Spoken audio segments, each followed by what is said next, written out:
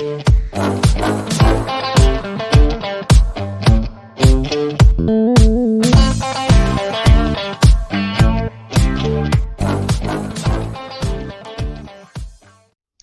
criminal defense attorney Joseph Abrams. Today's video is the first in a three-part series in which I discuss the most important aspects of federal sentencing advocacy, or, in other words, how to argue for a mitigated or lesser sentence.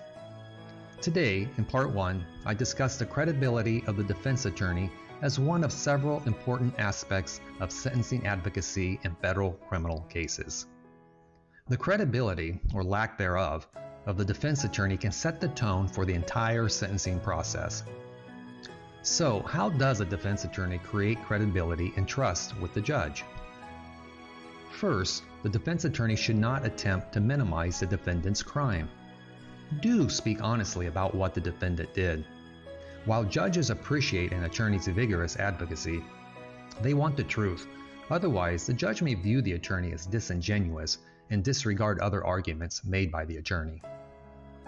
Second, the defense attorney should not request a ridiculously low sentence.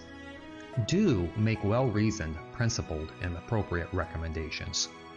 This is a critical mistake made far too often.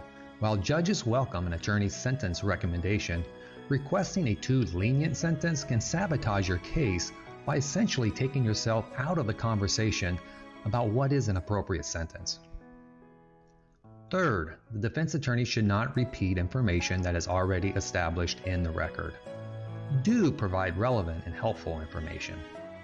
Judges are more interested in hearing something about the defendant or the case that they don't already know. Fourth, the defense attorney should not overload their sentencing memorandum with unhelpful, boilerplate language and legalese. Do timely prepare and file a well-written sentencing memorandum. Again, judges are more interested in reading something helpful about the case that they may not already know. Lastly, the defense attorney should not argue rulings favorable to the defense. Do thank the court for favorable rulings. Although this seems like an obvious point, it too occurs far more often than it should. This has been criminal defense attorney Joseph Abrams. Thank you for watching and listening. I hope this was helpful. We'll see you next time in part 2 of the series when I discuss the defendant's remorse and acceptance of responsibility for the offense as another important aspect of arguing for a mitigated sentence in federal criminal cases.